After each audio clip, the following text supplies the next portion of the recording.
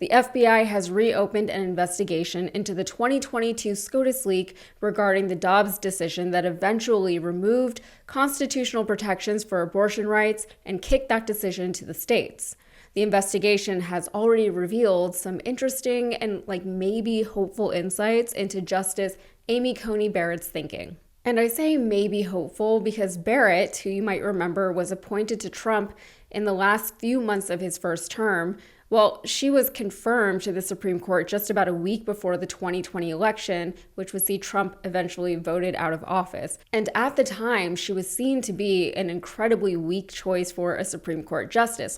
There was talk that she was in a strange Christian-based cult, but that aside, she simply didn't have the experience behind her that you would expect from someone appointed to the highest court in the land. But Trump never appointed her for her experience. He appointed her because she was believed to be a highly conservative woman, the perfect person to fill the late Ruth Bader Ginsburg seat on the bench and the perfect person to overturn Roe v. Wade. So in ramming her confirmation through Congress as he was on his way out of office, Trump fulfilled a promise to his supporters that abortion would no longer be a protected right for Americans at the federal level. So once Barrett was appointed, it was only a matter of time before the decision came down to the people, but it would be 2 years before that day would come.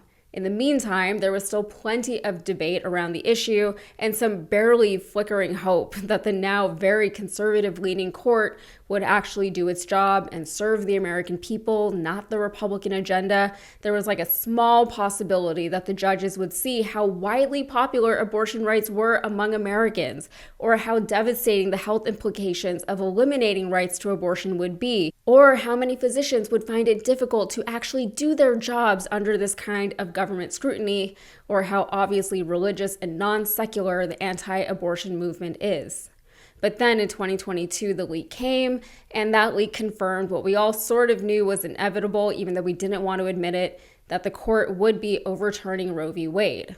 So 3 years later, the pro-abortion and pro-women's health movement are still raging, but there has been little real progress as far as getting back the rights that have been lost. However, in the years since her confirmation, Barrett has proven to be less reliably right-wing than she was expected to be. Did I understand you correctly to tell Justice Kagan that the government wanted to reserve its right to maybe not follow a Second Circuit precedent, say, in New York, because you might disagree with the opinion?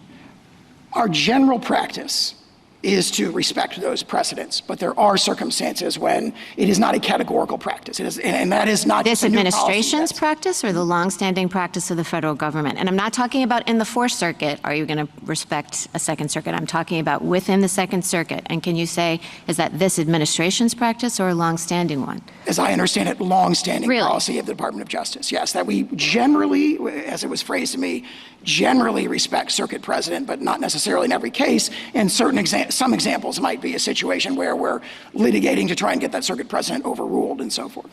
Well, okay, so I'm not talking about a situation in which, the Second Circuit has a case from 1955 and you think it's time for it to be challenged. That's not what I'm talking about. I'm talking about in this kind of situation. I'm talking about this week, the Second Circuit holds that the executive order is unconstitutional, and then what do you do the next day or the next week? Generally, we follow those. So you're still saying generally? Yes. The right has all but turned on her for her demonstrated willingness to side with the more liberal judges. They call her the DEI justice, whereas other conservative judges are little more than predictably partisan seat fillers. They are hardly the highest and the brightest or the most ethical legal minds in the country. Recently, it's been revealed that prior to the Dobbs decision, in an internal vote among the justices, Barrett actually opposed taking up the case at all, which is interesting because that case was basically the reason why she was appointed to the court in the first place, and she knew that.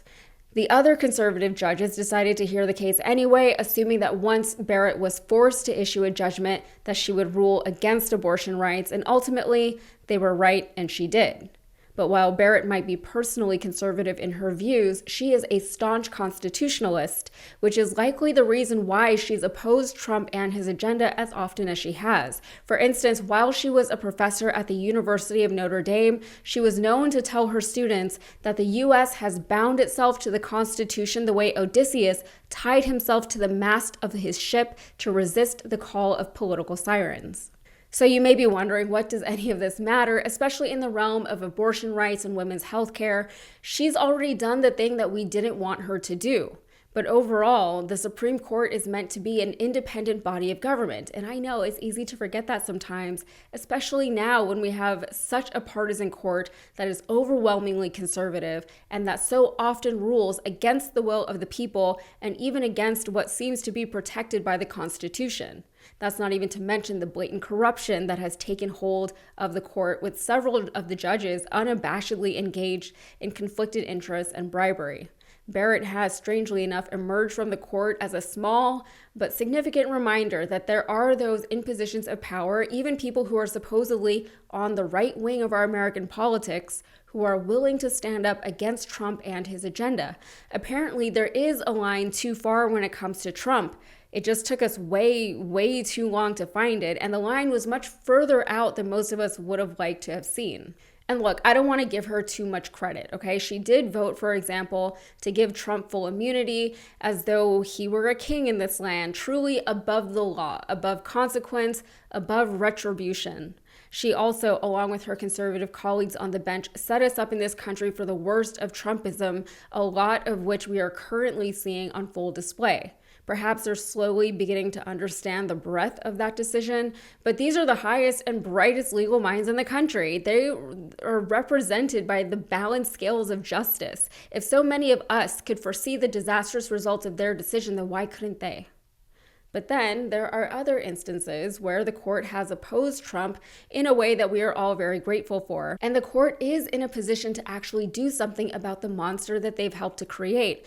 It'll be difficult though, okay? Dr. Frankenstein could barely control his own monster, and that so-called monster had more empathy and love in his heart than what we've seen from Donald Trump. And if you think I'm being hyperbolic, you probably have never read the book. You should though. It's a great book. You should read it if you haven't. But back to Trump, he's recently taking to issuing executive orders to expand his own power, and whenever courts rule against him, including the Supreme Court, he doesn't even seem to notice. I think the only thing keeping me sane these days is the feeling that the current state of things is simply unsustainable. We cannot keep going the way we've been going for the past few months or even for the past 10 years. The division in this country is feeling a little bit tired. The inflammatory rhetoric and headlines are exhausting. The idiocy of government officials telling us things that we can see for ourselves are simply untrue. Trump's playbook is getting stale. And millions of people who protested in the streets against Trump was no fluke. And that's not to mention the potentially millions more who supported the protests from their homes or from their cars. The incredible opposition to his policies and their executions, including from members of his own party, including from his own MAGA supporters, is etched in our nation's annals as it repeatedly hits historic lows. I don't know what the outcome of all this is going to be. Whatever happens next, in my own wildest imagination, will be unprecedented to say the least. But something's got to give somewhere. Of course, we've all felt this way before, I'm sure, but we've never had to foot a bill worth tens of millions of dollars for a vanity presidential birthday military parade after thousands of us were just fired from our jobs by the same government that keeps telling us there's not enough money in the budget for our health care or our food stamps. Please make it make sense, all right? That's it for me. If you got anything out of this, please like the video and subscribe to the channel for more. Thanks.